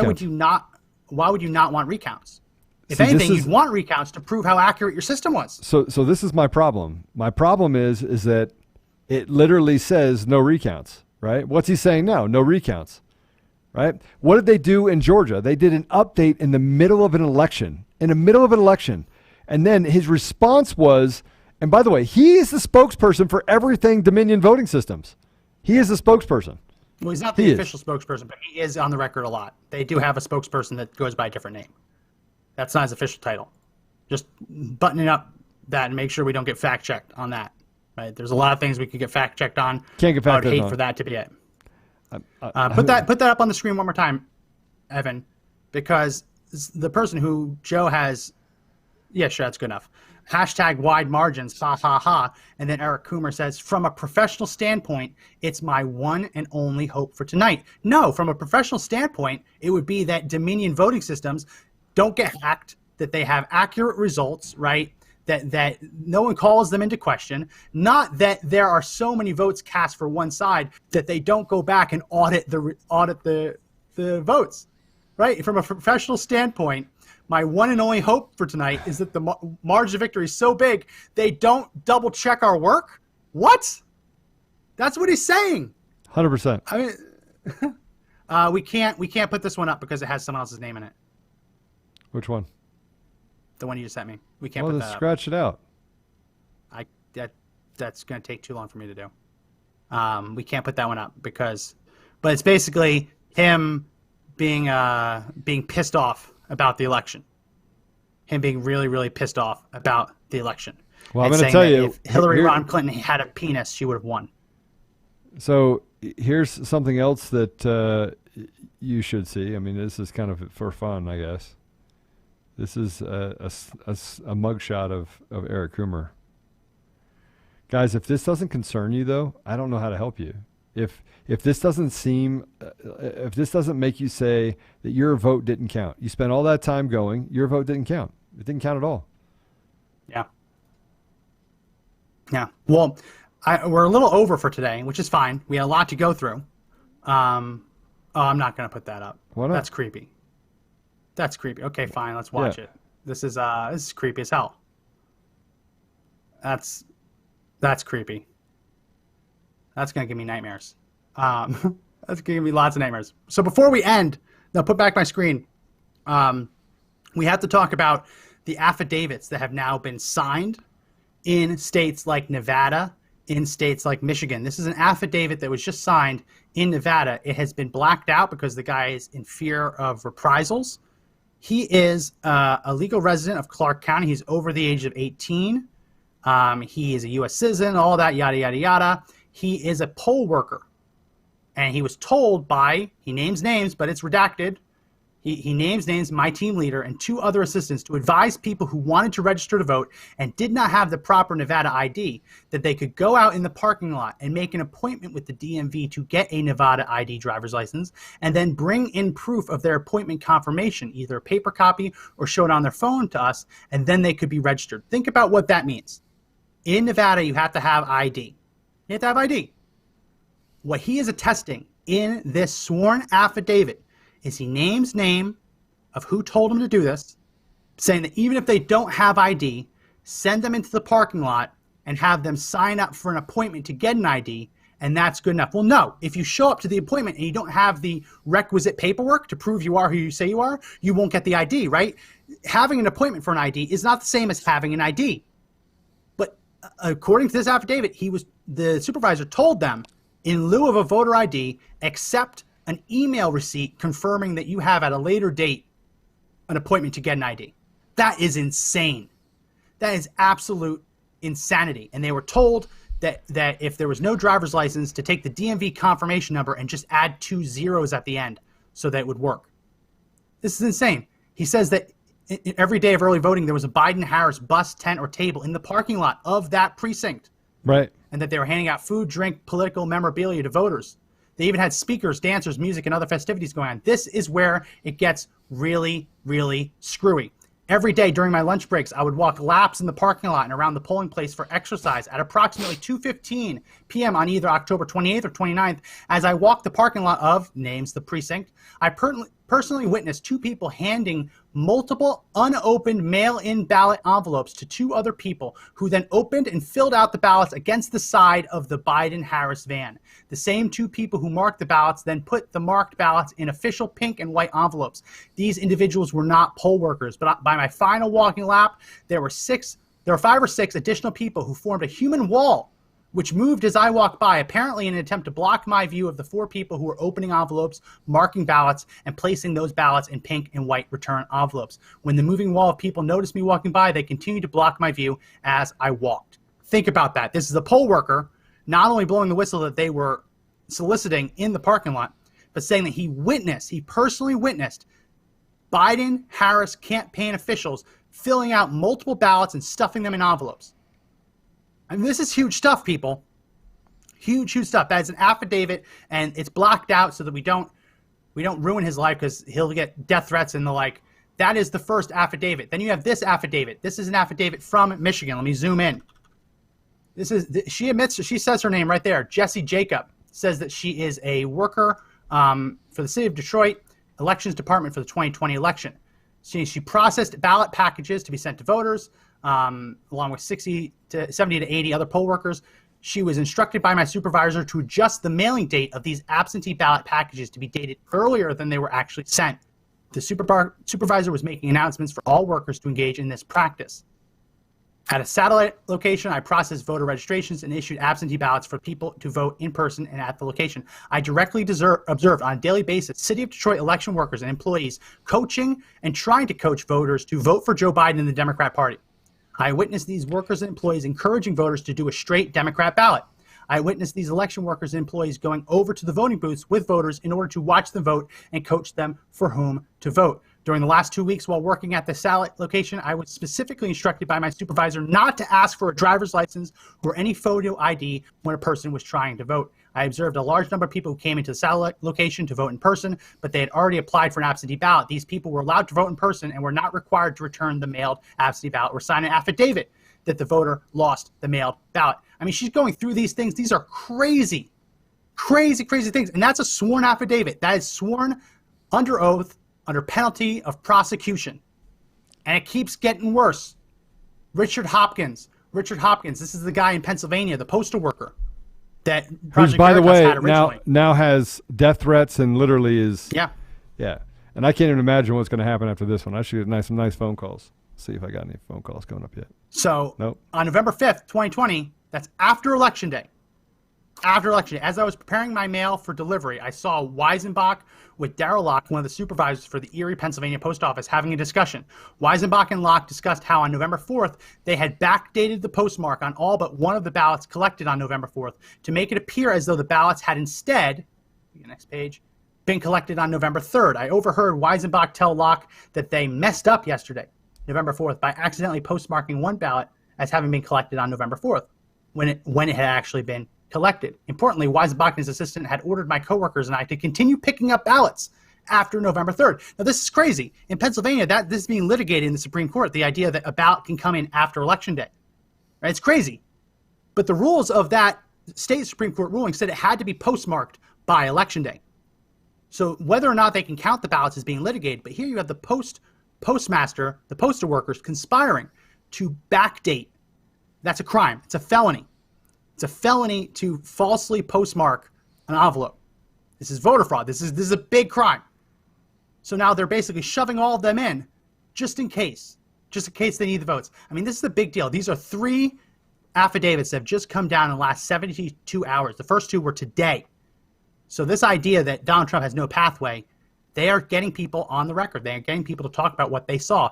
The only question is, can they find a federal judge to rule on it and not just say that it's hearsay? That's going to be the challenge. So while I'm actually on the phone, I got to verify some of this stuff, by the way. We're going to go ahead and take down my screen. So I have some information about authenticating the phone call, right? So I do want to be really clear. Telling everyone what information I do and don't have that I can support stuff with, I'm not going to do it here, right? I'm not going to do it until I know that it's secure, number one. Number two, while I'm sitting here, people are sending me more information about him, which is really kind of interesting by itself. Look, I think here's what I think. I think that individually, if we individually talk about Eric Coomer, right? That's one thing. But I'm gonna tell everyone on this call, if I were you, I'd be calling your state rep where you are, right? We're gonna put something out.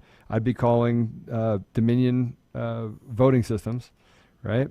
I don't think Eric Coomer should ever work in elections again, ever. I don't think he can. You can't have someone like that has any sort of integrity in what they're doing. I'm sorry, it doesn't exist, right? I don't. And by the way, I think that if different states served a affidavit on Eric Coomer, I think if they did what I'm about to do right now, that people will come forward. So here's what I'm going to tell you. So we will set this up so that you can actually send us something. So let's just make it easy. Eric at Advocacy to Action, right? We put it on there, right, Max? No, put it on Conservative Daily. Okay, so Eric at, well, I can't do that one, can I? I guess I could. Info, Eric? I don't know. Just send it to info@conservative-daily.com. If you're a whistleblower, if you work for Dominion Voting Systems, because I mean, again, you can actually go into, it's something we should actually look at. But if you go into, what's the thing called? Help me, Max. They do reviews for. I don't know. Glassdoor. Were you able to? Wow, pull I up pulled this? that out of nowhere. If you actually pull up Dominion, let me see if I can send it to you really quickly. But if you're a whistleblower and you have information about Dominion Voting Systems, if you're a disgruntled employee, right, come forward. I mean, I'd love to have the information. You can send it to info@conservative-daily.com, right? Send us the information. I promise you I will research every bit of it. But if you actually go in Dominion Voting Systems and actually look at the reviews, there's an interesting review on Dominion Voting Systems. And let me read it. I don't want to put that up, but you can read it. It's February 12th, 2013. Current employee, anonymous employee. Pros, believe they are working for a good cause. By the way, everyone that I've talked to that knows anyone at Dominion Voting Systems said it's the most left-leaning organization. It's worse than you'd think, right? So Dianne Feinstein and her chief of staff and everyone else is invested in Dominion, right? Here's the con. Employees have nothing good to say about the other employees, management, or company. Product flaws should be exposed, but I need my job. Advice, start delivering a quality product, not just selling the idea that you have one. At the very top, the title is Scamming America. That's the title. Yeah. That's the title, February 12th, 2013. Don't take my word for it, right? That's the title, and the thing is Scamming America. Yeah, look, I want that person. I want the person that wrote that. I want that person to come forward and tell us what they're scamming people on. It looks like they might have been on the tech side. I want to know what they have to say. I want to know what people have to say about Dominion. I know that there are disgruntled employees. I know that there are people that worked for that company that can come forward to say, yeah, Eric is a fanatic, right? Not just all the stuff that he's writing. It's obvious he's a fanatic, right? But here's a guy that is actually posting an Antifa manifesto that's on phone calls. Yeah. And you say, well, it's hearsay. Okay, maybe. Not the rest of it I have is. See, and the problem with the arrogance of the left is that they don't think they can get caught. But somebody is going to come forward and talk about this. Someone is. Yeah. So before we go, Mr. Producer, put on my screen, this is just today coming out. Philly, they are processing and duplicating ballots at 50 tables, and they're only letting a handful of Trump observers get in the room, but they're not letting them get close enough to watch. And the Philly lawyers sent notice at 1 a.m. that it would start at 7 a.m. So they sent it while they were sleeping, hoping that no one would check their email and no one would show up. And then when observers did show up, most of them were denied access, I presume under COVID-19 restrictions. So we gotta get to the bottom of the tech stuff, absolutely, right? But what we've seen so far from this is Democrats threw the whole kitchen sink at us, not just with their voter ballot harvesting, with their over-registering people to vote, with dead people voting, with the tech stuff, with Dominion, right? We see that. We see the counting, the kicking the observers out, losing the flash drive in Milwaukee allegedly, and then finding it. And oh, surprise, surprise, there's Joe Biden now has a lead after that flash drive is entered. Lots of really, really terrible stuff.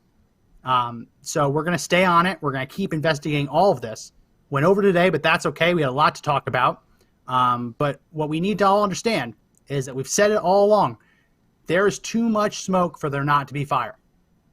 And if Joe Biden was to win legitimately, then he won.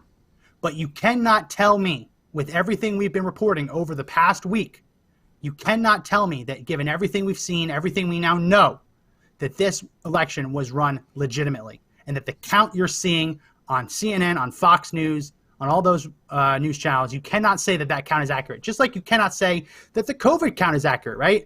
I was having a conversation yesterday about this. As long as there's a guy in the COVID count who was struck by lightning while he was roofing in Florida, which is true. As long as that guy's in that count, I don't believe that count one bit, right? Same deal with this. As long as we know that there's fraud in there, I don't believe the count. And right before we go, Joe, you'll like this. Put up my screen again. This is what I predict the COVID graph will look like. We saw the inverse for Joe Biden when he did a little bit of boop, getting up ahead in Michigan, Wisconsin. I predict that in the coming days, you're going to see the floor fall out of COVID-19, and they're going to say that it's not that deadly. They're already starting to say that. And the interesting thing today, Pfizer announced that their vaccine is 90% effective, they believe. I'm seeing reports that they had that knowledge 2 weeks ago, and they put their samples in cold storage and wait until after the election to tell the American people that.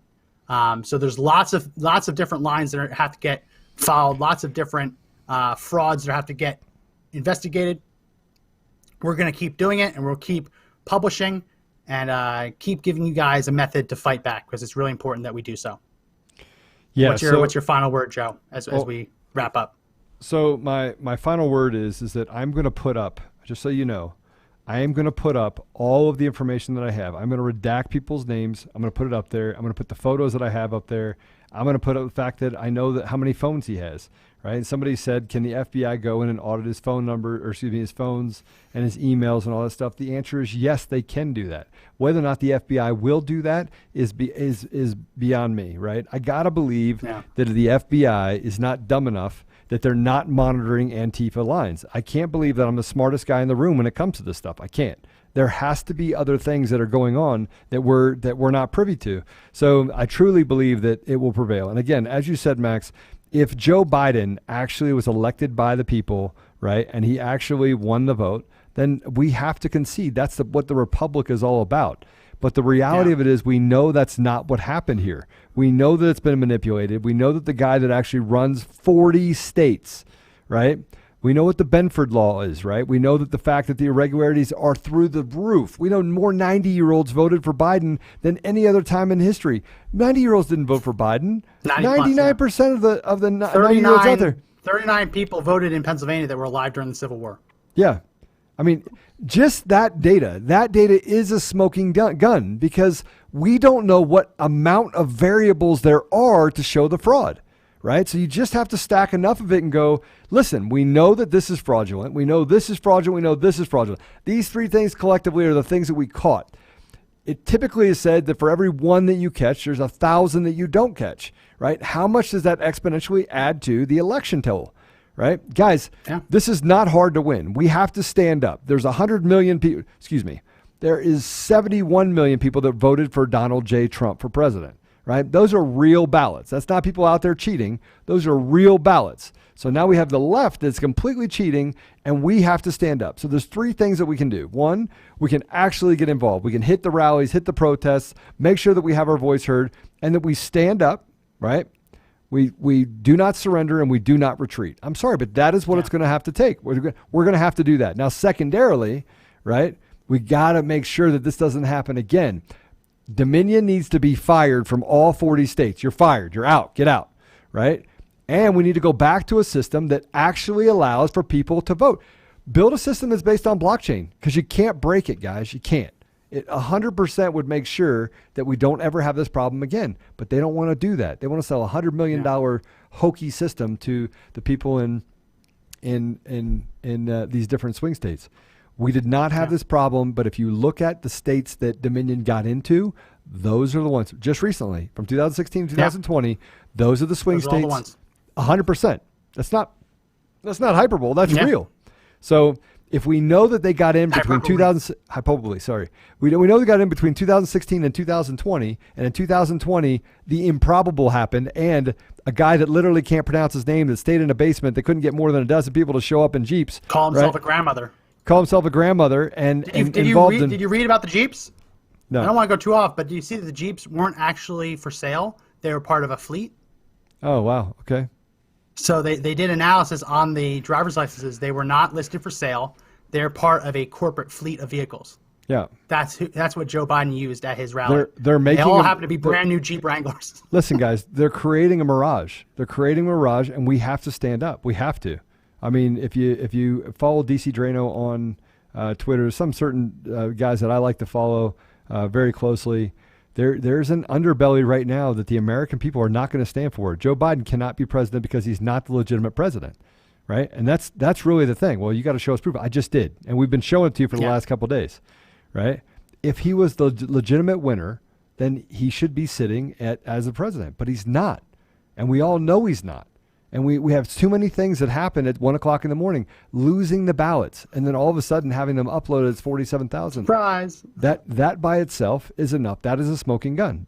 And then to tell the police, no, don't turn it in. They had an obligation to turn it in, right? Yeah. The amount of crime that is happening in this and corruption that's happening in this is basically saying that we in the United States live in a third world country. Are you comfortable with that? And are you willing to fight for the republic? Are you willing to fight for the integrity of this country? Because the amount of distrust that we have right now for the election process, based on what we've been able to see, these people are evil. They're crooked. You think they're going to actually make it easy for us to get it? It's embedded in the code. I could find it. Anybody could find it, right? But we got to be Yeah. willing. And why would they fight against it, by the way, if it was clear, if it was pure? If it was Yeah. pure, let us put 10,000 ballots through the machine in every place. Let's do a manual count, and let's make sure that we have the right person that was elected by the people, by the people's voice, to be president of this country. Yeah. So before we go, Mr. Producer, put on my screen one more time. I just want to show everyone where we've gone just in the last week.